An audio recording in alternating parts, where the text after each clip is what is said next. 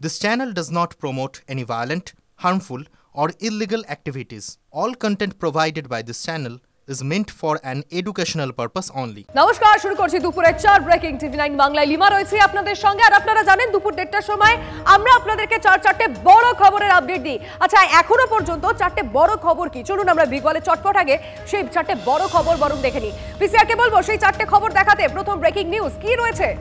বীরভূম আবারও খবরের শিরোনামে, তার কারণ কাকরতলায় বোমাবাজি হয়েছে। কাদের মধ্যে এই বোমাবাজি? তৃণমূলের গোষ্ঠীদ্বন্দ্ব। অবশ্যই নজর থাকবে। চলুন চট করে সেকেন্ড ব্রেকিং নিউজ দেখে নিই এই মুহূর্তে। সেকেন্ড ব্রেকিং নিউজ কি রয়েছে? নৈহাটিতে তৃণমূল কর্মী খুনের মাস্টারমাইন্ড রাজেশ সাউকে গ্রেফতার করা হয়েছে। কোথা থেকে গ্রেফতার হলো এখন অবধি কি খবর? নজর থাকবে। তার মধ্যেই থার্ড ব্রেকিং নিউজ দেখে নেবো চট করে। রামপুরহাটে উদ্ধার হয়েছে 16,000 কেজি অ্যামোনিয়াম নাইট্রেট। কি উদ্দেশ্যে, কোথায় নিয়ে যাওয়া হচ্ছিল সেদিকেও নজর থাকবে। চলুন ফোর্থ ব্রেকিং নিউজ দেখে নিই। আজকে চতুর্থ বড় খবর কি রয়েছে দুপুর 1:30টায়? মেলেনি নিয়োগপত্র, চপ ভেজে প্রতিবাদ 22-এর টেট উত্তীর্ণদের।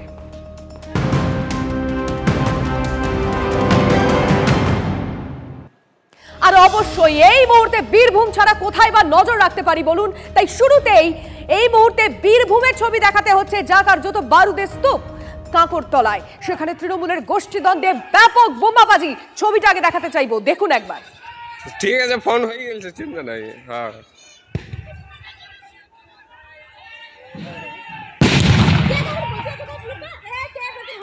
ও আর উঠতে পাবাং না, ও উঠতে পাবাং না, পেয়ে গেছে ও।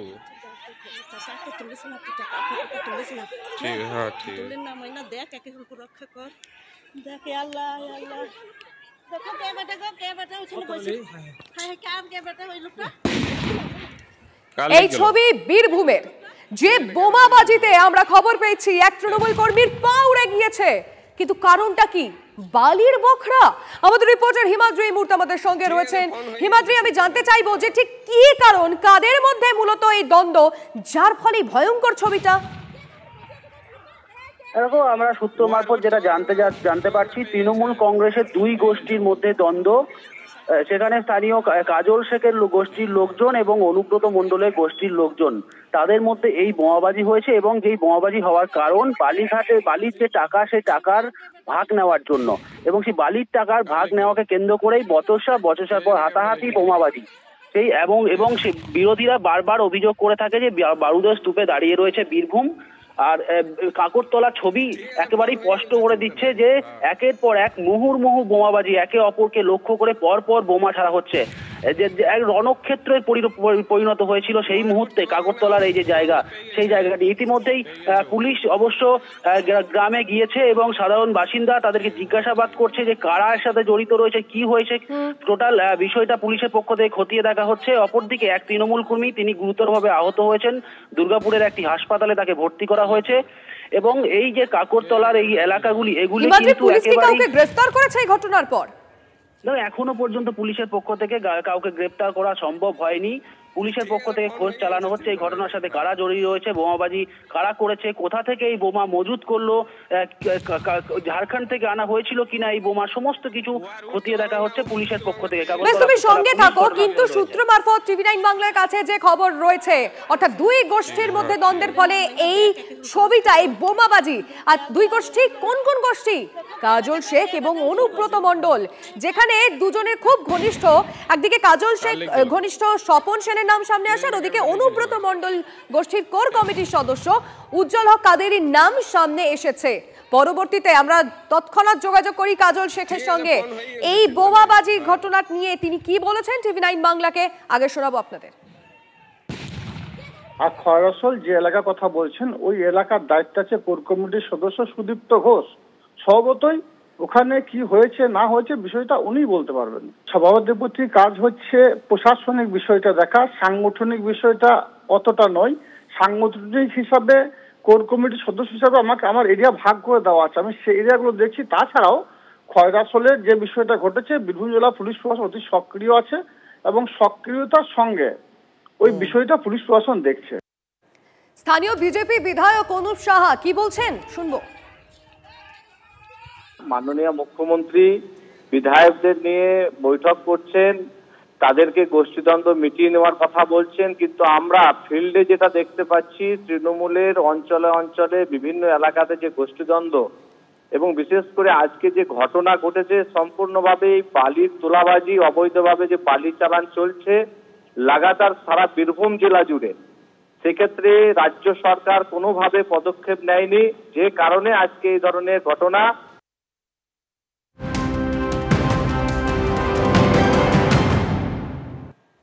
আবারও বাদুড়িয়ায় তৃণমূলের গোষ্ঠীদ্বন্দ্ব। বাড়ি ফেরার পথে আক্রান্ত বসিরহাট জেলা তৃণমূলের সাধারণ সম্পাদিকা। গাড়ি আটকে শ্লীলতাহানির অভিযোগ। নেত্রী দেহরক্ষীদের মারধর ও গাড়ি ভাঙচুর হয়েছে। তৃণমূল পঞ্চায়েতের উপপ্রধানের বিরুদ্ধে অভিযোগ। বাদুড়িয়ার শিমুলিয়ার ঘটনা এটি। থানায় অভিযোগ দায়ের হয়েছে। পঞ্চায়েতের উপপ্রধান তারিক হাসানের বিরুদ্ধে অভিযোগ। আক্রান্ত তৃণমূল নেত্রী একসময় বিজেপি করতেন। সন্দেশখালী কাণ্ডে সুকান্ত মজুমদারের সাথে পুলিশের সঙ্গে ধস্তাধস্তি করতে দেখা গিয়েছিল তাকে। লোকসভা ভোটের আগে সেই নেত্রী তৃণমূলে যোগ দেন। জশাইঘাটি আটঘরা অঞ্চলের উপপ্রধান, তিনি আমার গাড়ির সামনেই দাঁড়িয়ে, এবং উনি আসার পরে এই পরিস্থিতি, উনি লোকজন নিয়েই এসেছে, এসেই পরিস্থিতিটা পুরো অন্যরকম তৈরি করেছে। ওরই ইন্ধনেই এই কাজটা ঘটেছে। গাড়ি ভাঙচুর করেছে, ইট মেরেছে গাড়ির ভিতরে, আমাকে চড় মেরেছে, ঘুষি মেরেছে, আমার দেহরক্ষী যারা মহিলা একজন আছে তাকে মেরেছে, পুরুষ একজন আছে তাকেও মেরেছে। পুলিশের আধিকারিক, তাদেরও কোনো নিরাপত্তা নেই, আমি তো অনেক দূরের কথা। উনি ব্যক্তিগত কারণে ওনার ব্যক্তিগত মতামতটা হতে পারে, বাট ওখানে জনগণ ছিল, সাধারণ মানুষ ছিল, সর্বোপরি বাদুড়িয়া পুলিশ প্রশাসনও ছিল। আপনারা পুলিশ প্রশাসনের কাছেও জানতে পারেন যে আমাদের ভূমিকাটা কি ছিল।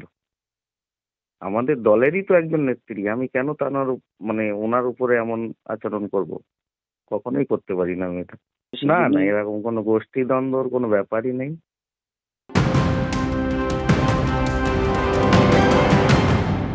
এবার একটু তৃণমূলের অন্দরে নজর রাখা যাক, কারণ দলের অন্দরে জনসংযোগ। ইটাহারের বিধায়কের কর্মসূচিকেই মান্যতা দেওয়া হলো।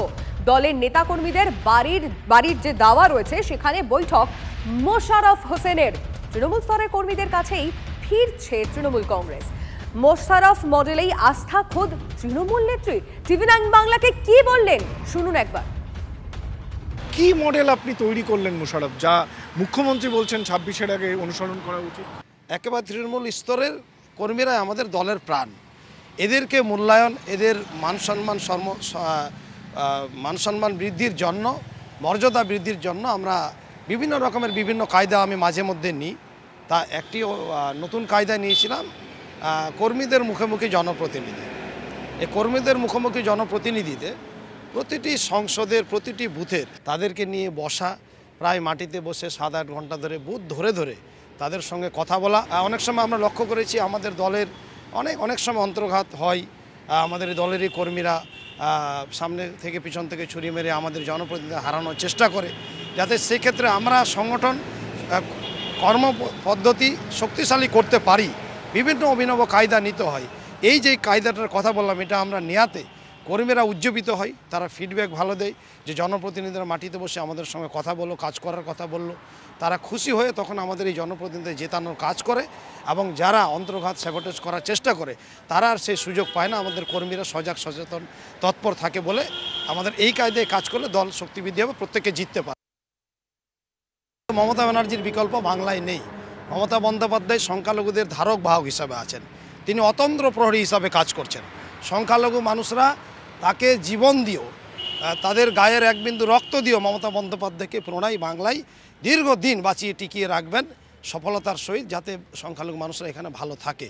সুতরাং সংখ্যালঘু মানুষরা একেবারে মমতা বন্দ্যোপাধ্যায়ের সঙ্গে আছে, এটা বারে বারে প্রমাণিত হচ্ছে, আগামীতে আরও প্রমাণিত হবে। যেই দলের কোনো নির্দিষ্ট আইডিওলজি নেই, আদর্শ নেই, নীতি নেই, সেই দলের অন্তর্গত হওয়া স্বাভাবিক। যেই দলটা সম্পূর্ণরূপে টাকা তোলার উপরে দাঁড়িয়ে আছে, কে কোনটা কন্ট্রোল করে কতক্ষণ টাকা তুলতে পারবো, সেই দলের অন্তর্গত হবে না তো কোন দলে হবে? এতে আদর্শ আছে, শৃঙ্খলা আছে।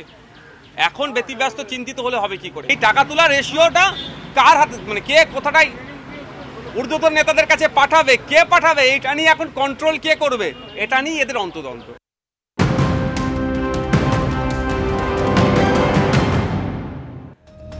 মেলেনি নিয়োগপত্র, প্রতিবাদে সল্টলেকে চাকরি প্রার্থীদের বেকার মেলা। বিকাশ ভবনের কাছে অবস্থান বিক্ষোভ 2022-এর টেট উত্তীর্ণদের। চপ, ঝালমুড়ি, ঘুগনি, মিষ্টি বিক্রি করে অভিনব প্রতিবাদ। হাইকোর্টের অনুমতিতে 5 ঘন্টার এই কর্মসূচি চাকরি প্রার্থীদের 50,000 শূন্য পদে নতুন বিজ্ঞপ্তি নিয়ে প্রকাশের দাবি।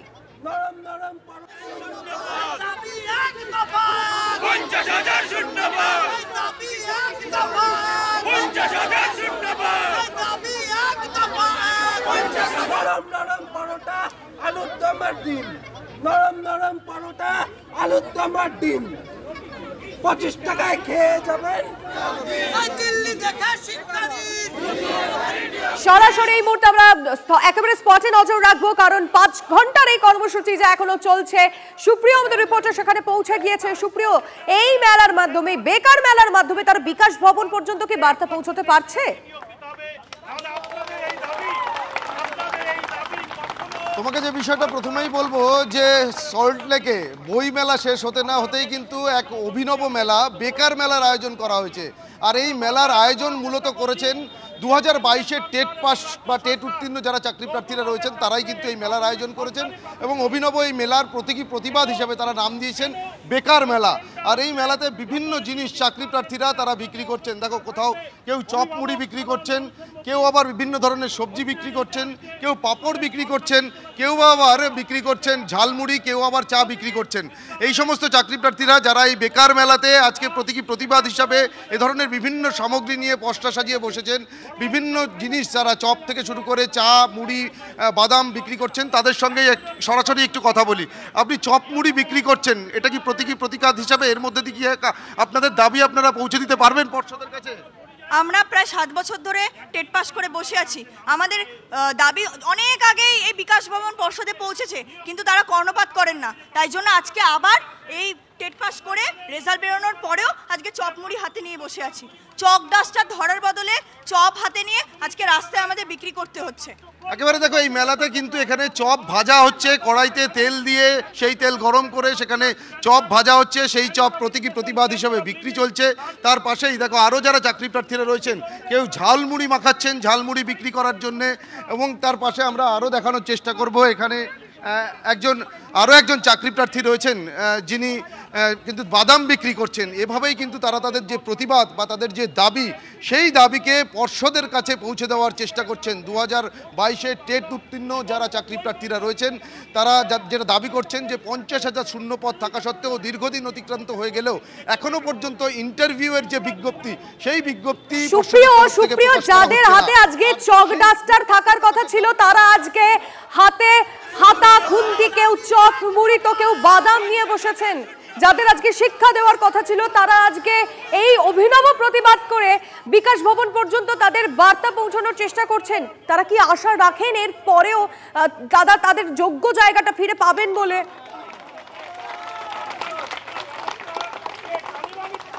একদমই, যারা এখানে রয়েছে, যারা এখানে প্রতিবাদে সামিল হয়েছে তাদের সঙ্গে সরাসরি আমরা একটু কথা বলি। কি মনে হচ্ছে, এর আগেও তো তোমরা রাস্তায় নেমে একাধিকবার বিভিন্ন সময় বিভিন্নভাবে তোমরা প্রতিবাদে সোচ্চার হয়েছো, নিজেদের দাবি তুলে ধরার চেষ্টা করেছো। আজকের এই যে অভিনব প্রতিবাদ বেকার মেলা, এই অভিনব প্রতিবাদের মধ্যে দিয়ে কি তোমাদের দাবি পৌঁছতে পারবে বলে মনে করছো তোমরা? এর আগেও আমরা নবান্নও গেছি জানাতে, আমরা বিকাশ ভবনে বারে বারে গেছি। আমরা আর কিভাবে আমরা যোগ্যতা অর্জন করেছি পরীক্ষা দিয়ে, আর কিভাবে আমরা কর্মসূচি করলে মুখ্যমন্ত্রী দৃষ্টি আকর্ষণ করবে সেটা আমরা ভেবে পাচ্ছি না। আজকে জেলায় জেলায় মুখ্যমন্ত্রী বলেন চপের দোকান দিতে, ঘুগনির দোকান দিতে, পাঁপড়ের দোকান দিতে, তো সেই কর্মসূচিটা আমরা বইমেলার পাশেই। আপনারা মনে করছেন যে টেট পাস করে ডিএলএড উত্তীর্ণ হওয়ার পর আপনাদের ভবিষ্যৎ এটাই, যে পাঁপড় বিক্রি করতে হবে, কাউকে চপ মুড়ি বিক্রি করতে হবে, এটাই আপনাদের ভবিষ্যৎ? এটা আমাদের ভবিষ্যৎ না, এটা আমাদের লজ্জার বিষয়। আজকে যে আমরা এসেছি অতি কষ্টে এসেছি, আমরা কোনো পেশাকে ছোট করছি না, কিন্তু দিদি বলছেন যে চাকরি করতে গেলে অনেকটা স্টেপ পার হতে হয়, অনেক ঝামেলা আছে, ওই সব ঝামেলার মধ্যে না গিয়ে তোমরা মুড়ি ঝালমুড়ি বিক্রি করো, চপ শিল্প করো, তাতে তোমাদের অনেক মুনাফা হবে, তোমরা অনেক টাকা রোজগার করতে পারবে। তাই আজকে আমরা অতি কষ্টে এইগুলো আমরা করতে আজ বাধ্য হয়েছি। দেখো, এই যে একজন চাকরি প্রার্থী রয়েছে তার হাতে চায়ের কেটলি রয়েছে, অর্থাৎ এই যে বেকার মেলা প্রতীকী প্রতিবাদ হিসাবে তারা আজকে এখানে মেলা বসিয়েছেন, সেই মেলাতে চায়ের কেটলি হাতে চা বিক্রি করছেন। আর এর আগেও আমি দেখালাম তোমাকে চপ মুড়ি, এখানে বেগুনের পসরা সাজিয়ে বসেছেন, অর্থাৎ সবজি বিক্রি হচ্ছে। অর্থাৎ তারা কোথাও গিয়ে বোঝাতে চাইছেন যে তাদের এই যে শিক্ষাগত যোগ্যতা, তারা টেট পাস করেছেন, দীর্ঘদিন ধরে ইন্টারভিউয়ের যে বিজ্ঞপ্তি, সেই বিজ্ঞপ্তি প্রকাশের অপেক্ষায় রয়েছেন। তাহলে কি আগামীতে তাদের এ ধরনের কাজের সঙ্গে কি তাদেরকে যুক্ত হতে হবে? চক ডাস্টারকে দূরে সরিয়ে তারা কি তাহলে বাজারে বা এভাবে ফুটপাতে তারা এই ধরনের পসরা সাজিয়ে বসে ঝালমুড়ি থেকে শুরু করে চা বিক্রি করবেন? সেই দাবিকে সামনে রেখেই কিন্তু তারা আজকে এই প্রতীকী মেলা হিসাবে যে বেকার মেলার আয়োজন করেছেন সেই মেলাতে সামিল হয়েছে। এখন যেটা দেখার, আজকের এই মেলার মধ্যে দিয়ে তারা তাদের বার্তা কতটা পৌঁছে দিতে পারে। একেবারেই সুপ্রিয়, আমরা সেই ছবিটা আমাদের দর্শকদেরকে দেখাচ্ছি যেখানে আজ মাধ্যমিক পরীক্ষা চলছে।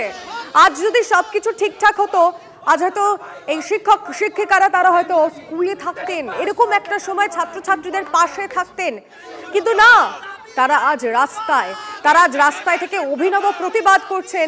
এইভাবেই চপ বিক্রি করে, ঝালমুড়ি, কেউ বা বাদাম, কেউ বা কারো হাতে বা চায়ের কেটলি। এটাই কি তাহলে তারা স্কুলে না গিয়ে এইভাবে থাকবেন? এরকম একটা প্রশ্ন, এরকম একটা দাবি নিয়ে তারা তাদের অভিনব এই প্রতিবাদ করছেন। ছবিটা দেখছেন, কেউ পরোটা, কেউ ডিম, কেউ বা আলুর দম, কেউ বা ঘুগনি, কেউ নিজের মতো করে এক একজন এক একটা জিনিস হাতে তুলে নিয়ে তারা ঠিক এইভাবেই এই অভিনব প্রতিবাদ করছেন। তবে হ্যাঁ, এই কর্মসূচি 5 ঘন্টার। বই মেলা শেষ হতে না হতেই রাজ্য দেখলো আরও এক মেলা। এ মেলা বেকার মেলা।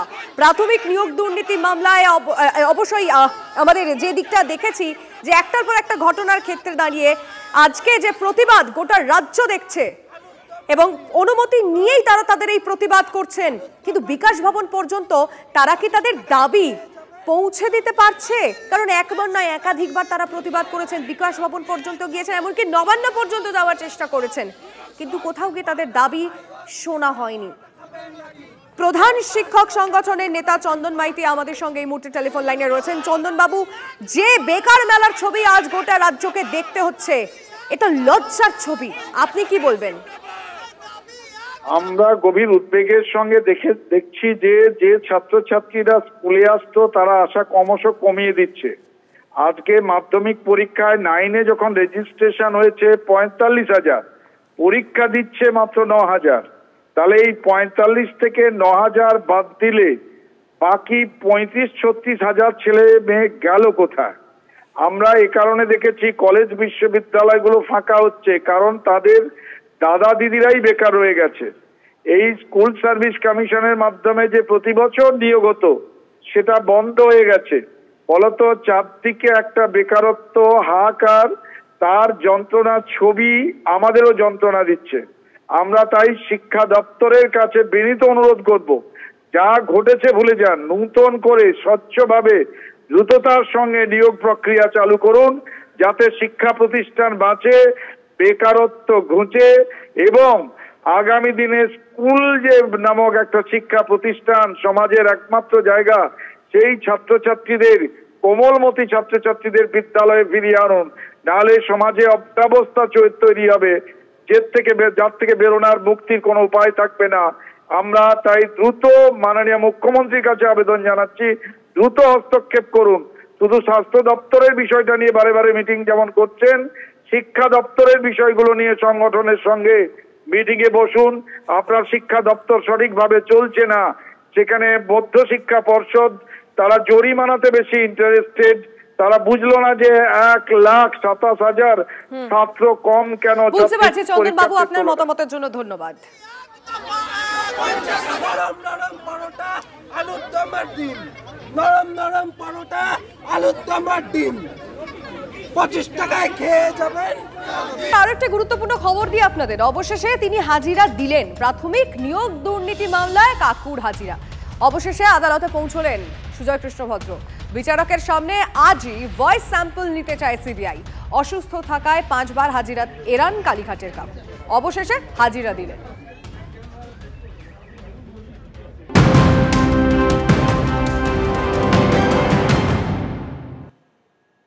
সন্দীপ ঘোষ সহ বাকিদের বিরুদ্ধে যে অভিযোগ উঠেছে তা অত্যন্ত গুরুতর। এই ধরনের দুর্নীতি হয়ে থাকলে প্রশাসনের অভ্যন্তরে তার সুদূর প্রসারী প্রভাব আছে, মন্তব্য বিচারপতি জয় মাল্য বাগচি।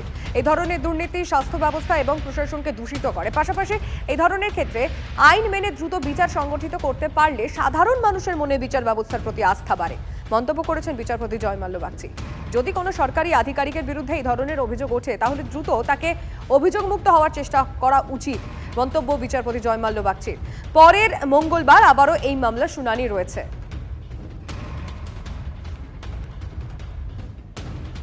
পরে খবরে আসছি। নৈহাটিতে তৃণমূল কর্মী খুনের মাস্টারমাইন্ড রাজেশ সাউ গ্রেফতার হয়েছে। সন্তোষ যাদব খুনে ভিন রাজ্যে গা ঢাকা দেয় রাজেশ সাউ। অবশেষে নৈহাটিতে তৃণমূল কর্মী খুনের মাস্টারমাইন্ড রাজেশ সাউকে গ্রেফতার করা গেছে। আরেকবার আপনাদের জানিয়ে রাখতে চাইব, রাজেশ সাউ তাকে গ্রেফতার করা হয়েছে। নৈহাটি থেকে গ্রেফতার মাস্টারমাইন্ড রাজেশ সাউ।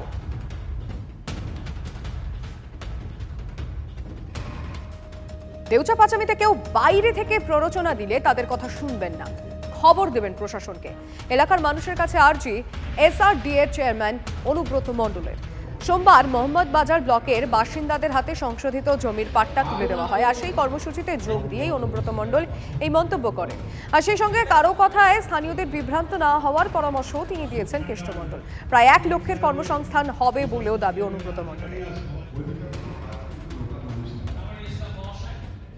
কারো কথায় বিভ্রান্ত করবেন না। যদি কেউ বিভ্রান্ত আমরা যদি খারাপ পরামর্শ দেয়, জোরাট করে বলবো, দয়া করে ডিএম সাহেব হোক আমাদের নিয়ে খবরটা দেবেন। কারো পাল্লায় পড়বেন না, এত সুন্দর প্রজেক্টটা নষ্ট করবেন না। আমি জোর গলায় বলতে পারি, কোন মানুষ পেছিয়ে পড়বেন না, কোন মানুষকে ঠকানো হবে না। ওখানকার মানুষরা পর্যাপ্ত পরিমাণে ক্ষতিপূরণের যে ডিমান্ড করেছে, চাকরির যে ডিমান্ড আছে সেটা পরিপূর্ণ হোক, আমাদের কোনো সেখানে বিরোধ নাই। আর যদি দেখি ওখানে মাত্র শুধু নাম কাগজে 2-4 জনের হাতে অ্যাপয়েন্টমেন্ট লেটার দিয়ে 2-4 জনকে ক্ষতিপূরণ দিয়ে বাকি টাকাটা আত্মসাৎ হচ্ছে, তাহলে কিন্তু আমরা চুপ করে বসে থাকতে পারবো না। আর আপনি যা অনুব্রত বাবুর কথা বলছি, অনুব্রত বাবুর উদ্দেশ্যে একটাই বার্তা, বেশি চিৎকার চেঁচামেচি করবেন না। তিহার থেকে ঘুরে এসেছেন, ওখানকার ডাল ভাতের খবর ভালোই আপনি জানেন। দ্বিতীয়বার না যেতে হয় তার প্রস্তুতি আপনি নেন।